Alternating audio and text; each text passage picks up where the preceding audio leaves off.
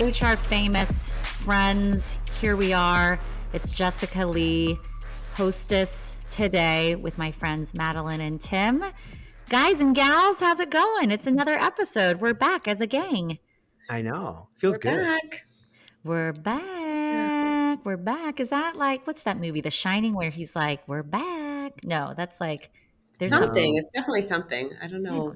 don't know. Actually, you know what? I've never watched The Shining. We should actually probably talk about that. Like, what are those movies that everyone has seen or you're supposed to see that you've never seen? So, like The Shining, I've never seen That's a it. great topic. I I've only seen The watched Shining, but one Godfather, but not the others. I'll tell you, my husband has never watched Sound of Music, and I think that is insane. Yeah.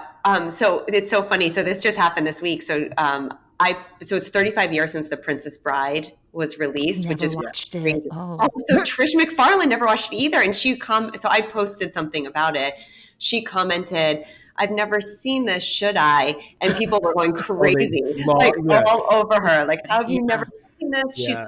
And her comment was she thought it was a kids movie. She just never watched it before, and then she watched it and.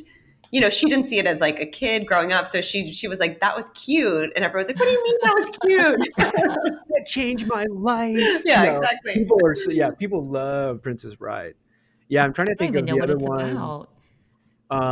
You know who would be great on this one is our friend Katie, because he constantly does that where he'll do like movies. And I'm like, yeah, I saw it 27 years ago or something. Like, I don't remember exactly what happened. Like, do you know the amount of content that it shoves in my brain on a daily basis? Madeline, is that a guy thing? Like Chris and Tim, like they quote movies, and I'm like, I don't even know. Like, Totally it's like the way they express their emotions. So I do think it's a guy thing because for me, I think I have a good memory. I'd like to think that I do. I remember people and places and all the little details. But when it comes to movies, I completely blank. Like if you're going to ask me, what's this line from or describe recruitment in one line from a movie, I'll completely blank. Like, it's like, I don't even know any movies. I don't even know anything. That would be the worst question ever for someone to ask. Describe, like, I would be what does that mean? Like, I know. Recruitment, like, or what song would describe your like, recruiting? Like, I don't know. I was asked that. I was asked what song, and I couldn't think of anything. And the person that asked me this question had just told me a Lady Gaga song. Someone else had used a Lady Gaga song. So I couldn't even remember any of her songs. All I said was Lady Gaga. He's like, that's not a song. And I was like, I don't know any songs.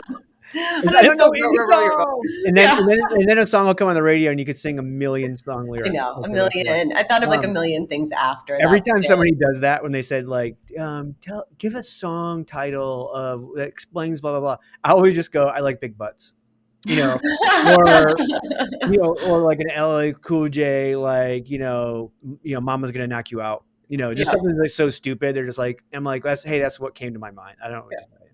Mo money, mo problems. Yeah. That's right. Mo money, mo problems. LL Cool J. I wonder what he's up to. I Uncle always loved L. him. I like By the way, LL. one of my favorite Uncle L rap songs is I Need Love. I need love. That was like when I was like 14 or 15. I was like, I'm just like, oh, I gotta play this for a girl. I want to you, like the whole thing. He was the coolest, yeah. He really was the coolest. He probably still is cool. Yeah, probably. Oh yeah. Like he was one of the. He has probably the first dude that went from like rapper to like really good actor, right? That's right. Yeah. That's right. Yeah. And businessman. Oh, by the way, like Coolio just passed, right? I know. Talk about rapper super death, sad. right? But there was no. I didn't see why, but Well, yeah, 59. Hard life. Hard life.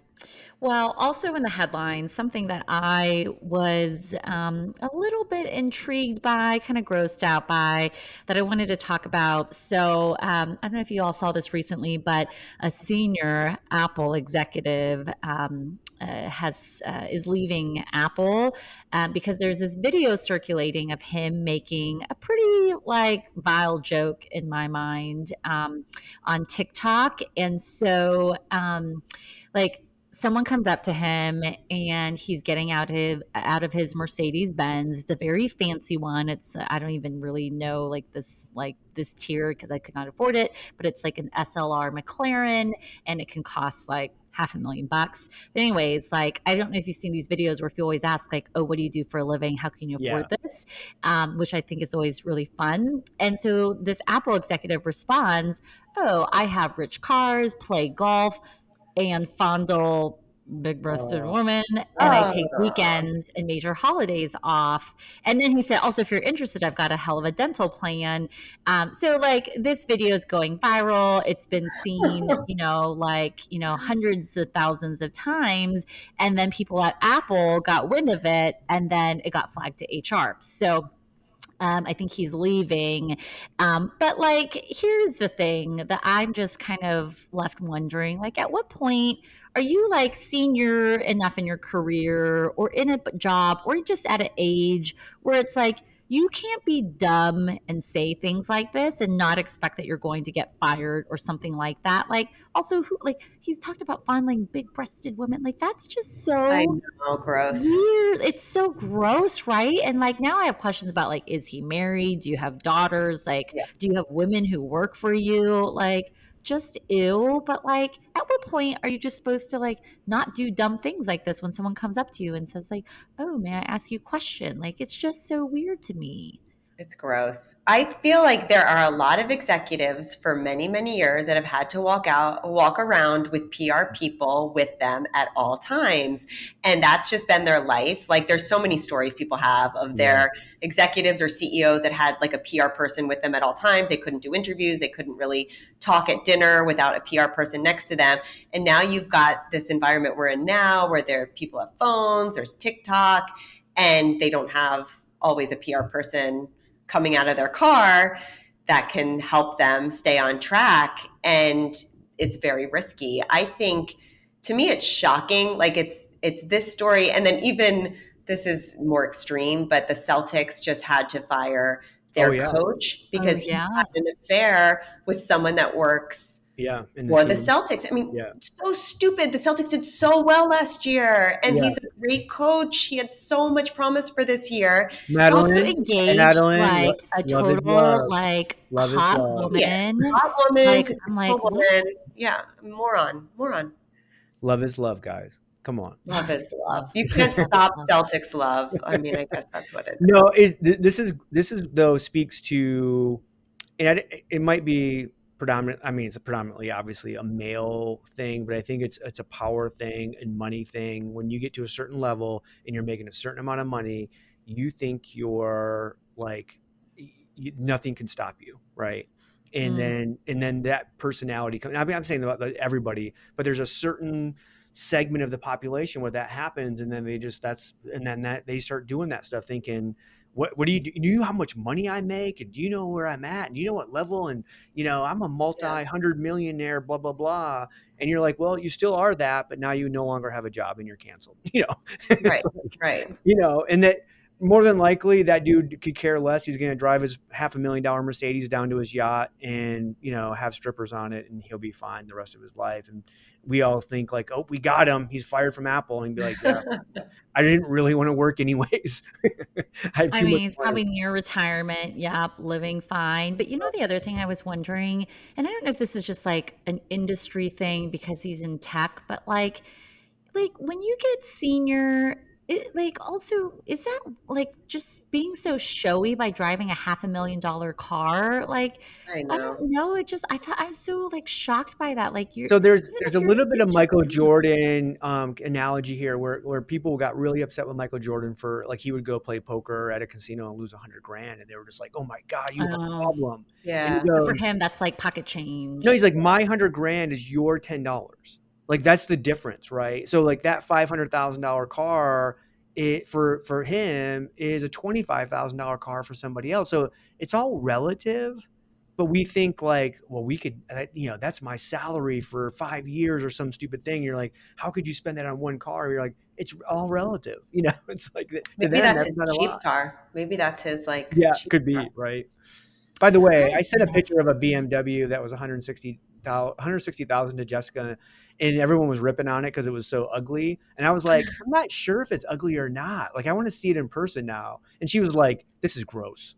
Well, here's the reason why I thought it was gross is because I can't stand those crossover SUVs because I think they look like station wagons, if not minivans. And so that's why I didn't like it. What the same model you have? No, I mean, mine's like an SUV. Like, I like a boxy looking SUV. I want it to look like an SUV. You want something that you can take into like sub-Sahara Africa and go chase an elephant. Yes. Like, I don't want it to look like I'm a mom. I know I'm a mom and I have booster seats in the back. But I don't want to look like a mom driving it. I want to look cool, not like a mom. Yeah. Moms are cool, but I just don't want to like look at that part. Madeline, what are you driving? What are you driving? A Jeep Cherokee.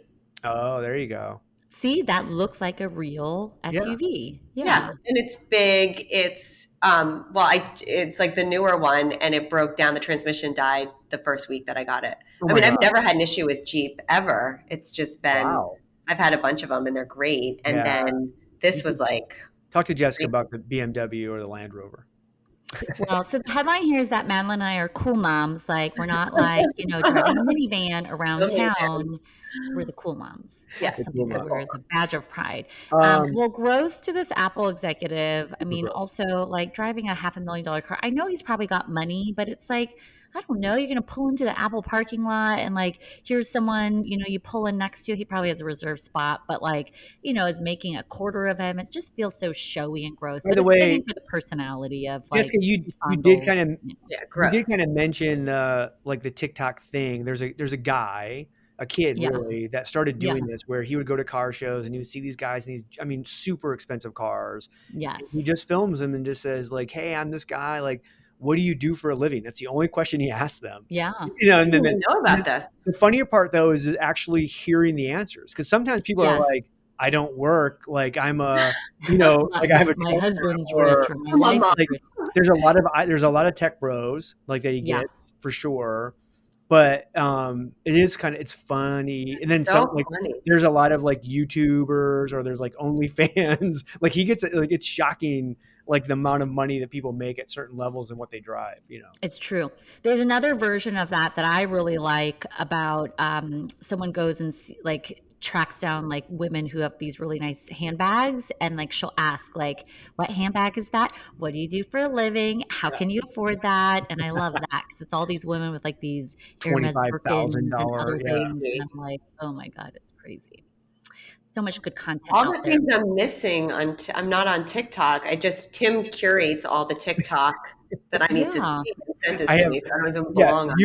Madeline and Katie completely use me for TikTok. I mean, you don't have to be on TikTok. They're all on Instagram Reels. So I'm not even on TikTok. Yeah. I just watch it on Reels.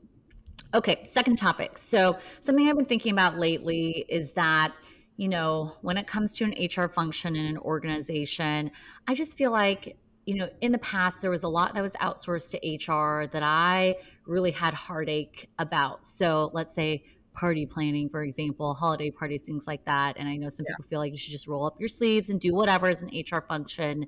But I've noticed like these days, there's also like other HR functions that I just really am struggling with. Like, why is HR seen as the place and space to own it and champion it? And I worry that it's at the cost of managers and leaders not doing things that I think they should be doing as a manager or leader. And so, for example, the reason why it's come up for me in the past few weeks is what I've noticed is that like I feel like there are a lot of people managers that aren't equipped with and necessarily effective with driving like career development, career growth, career coaching conversations. And so they'll just send people to HR to like go talk to your HR person, your friendly HR neighborhood, person around like, how can you grow your career? But in reality, like on a day-to-day basis, like you need a manager who's like in it, who can help coach and guide and say like, this is what you're doing well or not. And here's what you should be thinking about from a career perspective.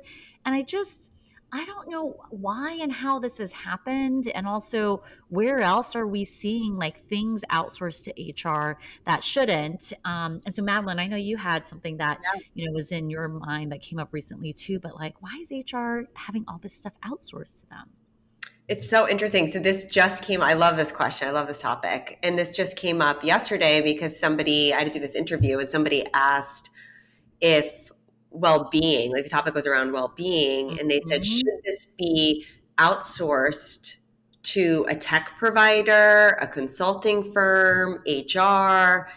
And it really got me thinking. I was like, I don't know if there's a right answer here, but why is this just HR's responsibility to think about well-being? Like, why aren't managers checking in? Why aren't executive teams concerned for well-being? This isn't just, and even taking HR out of it, why are we outsourcing that altogether and just expecting a tech company to come in and provide some platform to solve for that?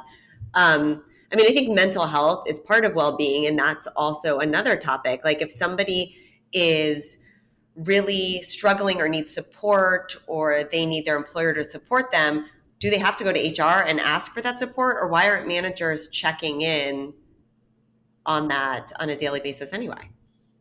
Hey, everybody. Got a quick question for you. Is your job easy, stress free, and full of rainbows and sunshine every single day?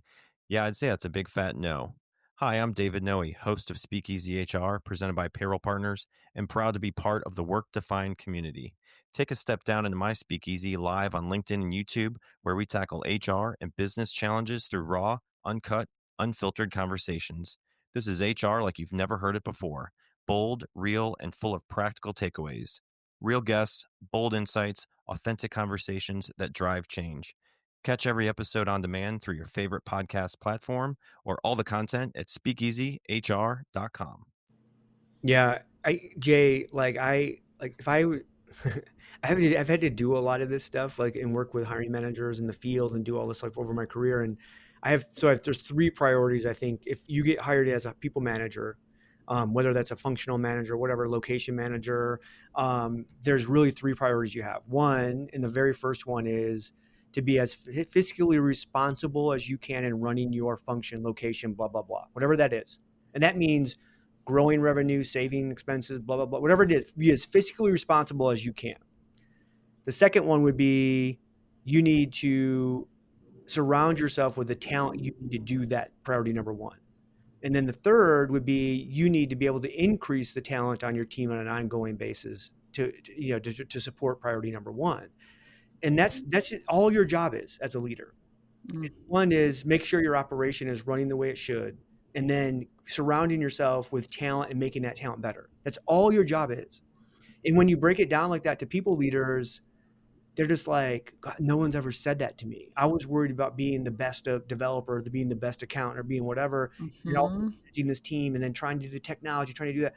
Like, it's not that, it is difficult, right? I'm not trying to make it simple, but we have to simplify that for them by saying, like, hey, it's your job. Now, how does HR support you in that coaching, development, whatever? They're going to give you the programs and the tools and all this other stuff but you have to still own that. You still have to ensure that those people that are reporting to you are on a development path and they're engaged with it and that you're supporting them in that and blah, blah, blah. It's shocking to me that we still don't have that level of simplification of what your job is to people leaders. Like we never tell them that this is your responsibility, really. Yeah. I love that. I love it so much. It's like you're like hitting something that I've been like on this soapbox about recently. Like for me, I'm like, I work for a publicly traded company and we are a business.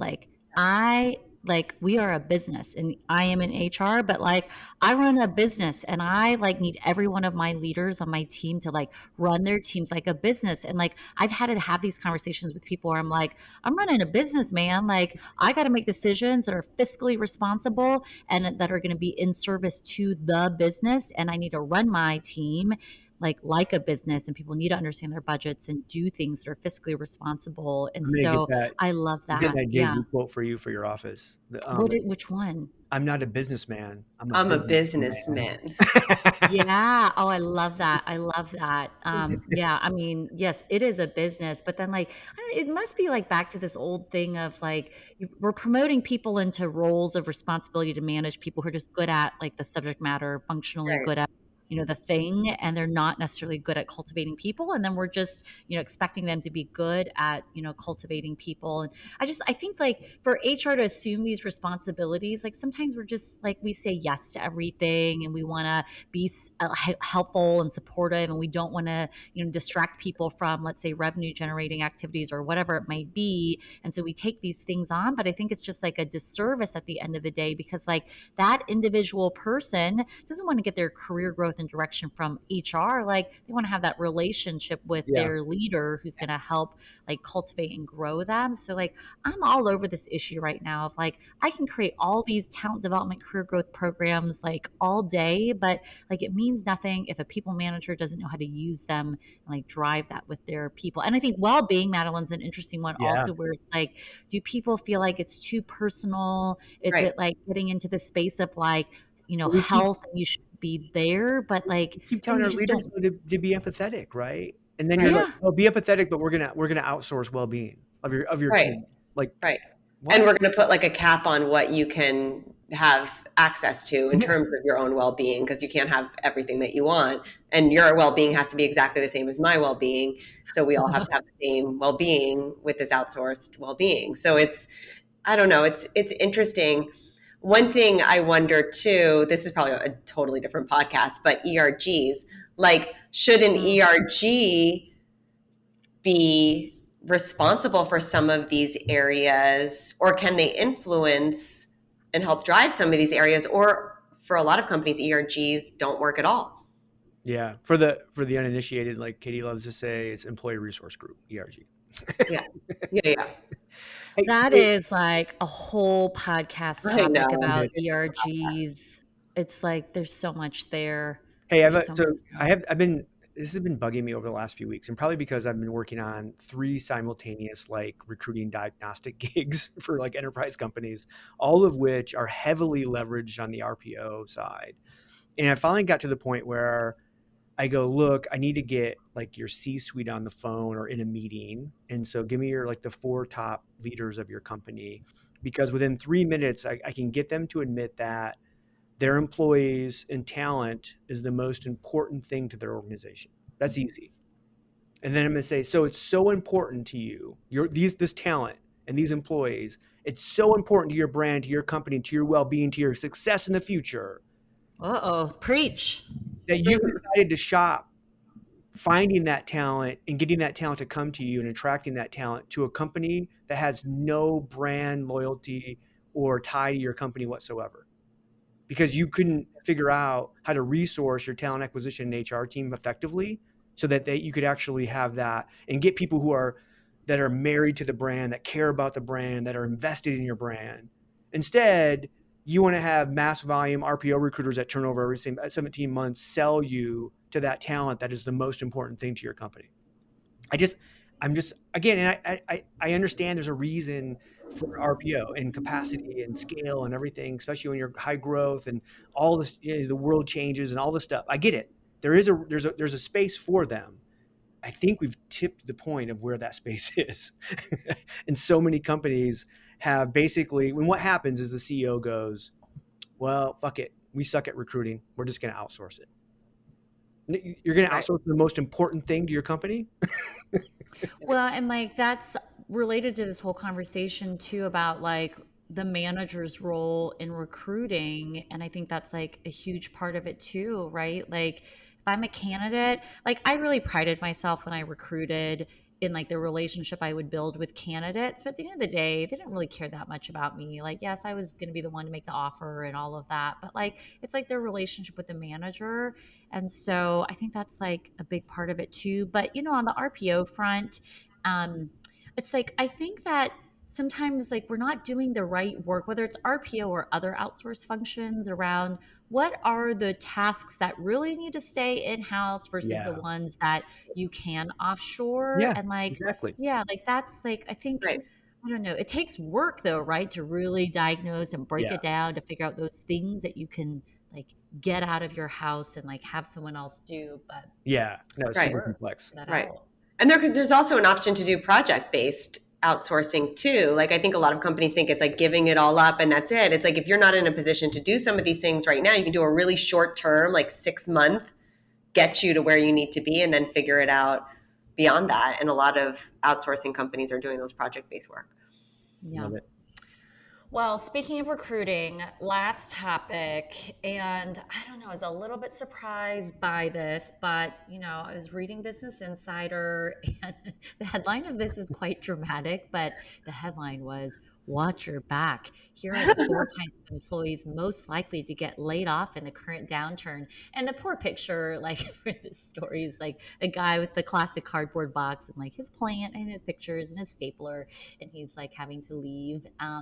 And so just to like get right to the headline, so they're saying, 4 workers most likely to get laid off, recent hires, that makes sense. High earners, millennials, which maybe it actually says millennial bloodbath, which is, also quite dramatic. But like this 4th group was, and they bundled it together, recruiters and coders.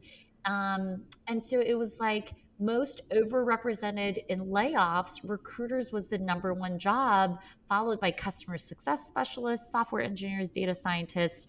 And then I was actually surprised, like corporate trainers was way lower down on the list. But I don't know, like for me, this is like well, first I'm going to ask you both, are you surprised that recruiters are like top of the list in terms of who's most likely to get laid off in terms of functional jobs?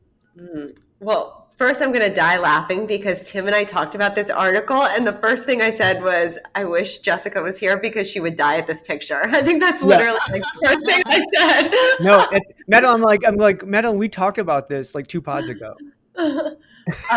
With Kyle, right? Did we talk about this with Kyle? No, you were gone. You were gone, and Madeline and I. It wasn't. No, it was just Madeline and I think we talked about this with Kyle. I think we had Kyle. Kyle. With Kyle? Yes. Yeah. Is it COVID? We I don't think so Jay, like, I mean, inside baseball on the podcast stuff, I don't even think we put that up yet. So I don't think we put it out there. No, it's coming. Like, is this like, am I just going to be cut out from the pod at some point? Is that what's well, happening? No, you remember, I think You're were turning red. I don't remember if it was a podcast or we did like a one. It was it was the video one, didn't we? HR Tech. Yeah. Mm-hmm. Anyway, sorry, we've talked about this. Madeline and I have talked about this. No, I like the topic. And I think literally the first thing I said was, I wish Jessica was here because I know she's going to hate this picture and she's so funny with the pictures. So, no, I mean, I think I was surprised to see it for sure. And I think that a lot of BI is just, let's be, creating drama without any research whatsoever. And that's, I think, a lot of what this is. But I think what's happened, what we saw in 2020, which is like companies stopped hiring altogether. They were like freaking out. Like, we're in this pandemic. We don't know if we're ever going to open. Our businesses are going to close. And a lot of companies laid off a lot of their recruiting teams and downsized. And then 2021 happened. I mean, Tim, you talk about it like overnight. Like, we went from one extreme to another in a day. Yeah. And they did not have any of their recruiters, and they have not been able to catch up at all. And I think that trauma is something we're still feeling today. And I don't think companies can ever go back to like respond to this labor market or crisis that we've never responded to before and get rid of our recruiting teams and then think we can just build them back up overnight. We're going to see it again. I mean, there's going to be a downturn in the economy and when you're not hiring, what are you going to do? Now, I just had this conversation because I got asked yesterday. They're like, how do we not do this again? Like, how do we not actually, because they feel like a downturn's coming and they built their team up and they were asking like, how do I build the business case of not laying my recruiters off? And simultaneously, I was talking to another TA leader that works for a giant like manufacturing company, and they were able to kind of put their recruiters into other kind of roles where it was like customer service on the phones, like had to track stuff down for people. And so they didn't lay anybody off. They just kind of repositioned the talent and then brought them back, and I thought that was like, that's amazing. It's super hard to do because you have to have those roles, right, open or figure that out. But otherwise, you're constantly building and breaking down your TA team and your HR teams nonstop. And you think, why can't they be effective? And it's like, because you're doing crap like this. You're like, you're building them up, you're training them, you're buying them in, and then all of a sudden you're like, bye. We don't need you.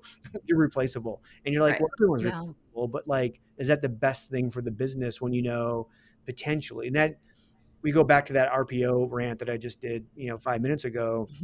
It's one of the reasons why you would have a part of your business on an RPO, because you would say, hey, from a capacity standpoint, we don't ever need to build our team to 100% capacity. Maybe we need to build it to 80, and then 20% we're going to have RPO, so that when we do get hit with a downturn, we can shut off the RPO, and now we're down 20%, and maybe we can maintain that through a tough time. So all this, that makes sense, I think, if you're doing it that way. I don't think it makes sense when you say, hey, we're going to shop out like everything, but it totally makes sense. I think recruiters are, again, like potentially facing that layoff, kind of issue.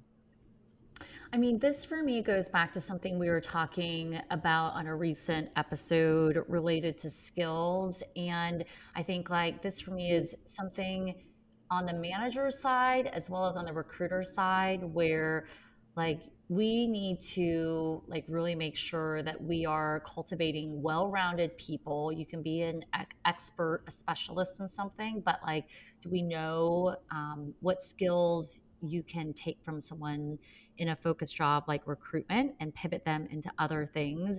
But also for recruiters themselves, like I just think that when we have uncertainty and volatility, like people need to figure out how to get themselves rounded out to be a Swiss Army knife.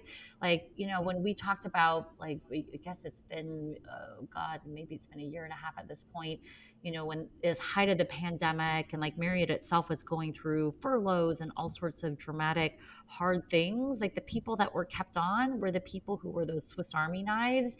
You could be in whatever job function, didn't matter. Like it was the Swiss Army knives that were kept on to really play versatile roles because you knew they could figure out, how to navigate through something gray and just pivot and work on something else. And I just worry sometimes people are so focused on like being so good at one thing, not always understanding how those skills translate or trying other things out to work to round out, because like there's just uncertainty. So people, skills, it's the skills. It's that Swiss Army knife piece. Yeah.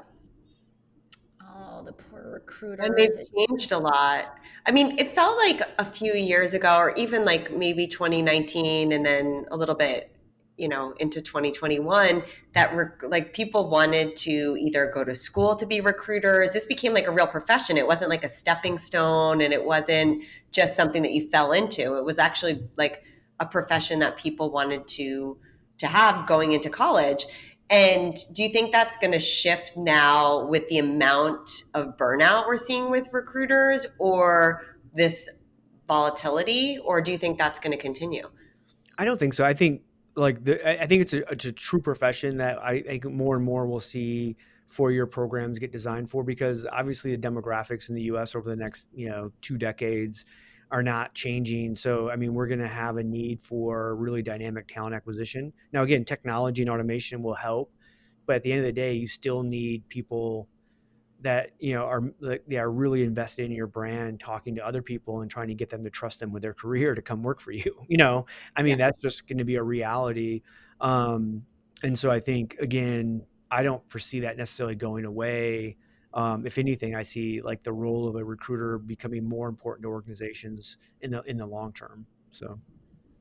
Awesome. Oh, to be a recruiter. Sometimes I miss that. It's so much fun, like getting those deals closed and making those job offers. I feel like that's like one of the best feelings. But then the rejection. I feel like the campus recruiter, it must be so fun to be a campus recruiter, So. like to be young and like go and travel, and like you're like giving people their first job, and now they're making over $100,000. I could do a really dark comedy about campus recruiting, because like I did that, and it starts out to be great. Like you're like, oh my gosh, I'm gonna go. Like I had the entire like West Coast, like the Pac-12, I had to do for a season, and so I literally went from like Oregon to Oregon State to Gonzaga to down to Cal to and I mean probably like 4 weeks in, my normal daily routine was go set up the booth, go shake hands with a bunch of brats, go throw a beer and pizza party, pay the bill, and then go back to my hotel with a 6-pack and a pizza, watch a ball game, and then sounds amazing. No, yeah, it was. I got to the point where you look in the mirror and you're like, I'm so depressed. Like, this is the worst life anybody could ever have. Now, again, that was with like a married man with kids on the road. Like, if you were 21 and 22, 23, you were like, this is great.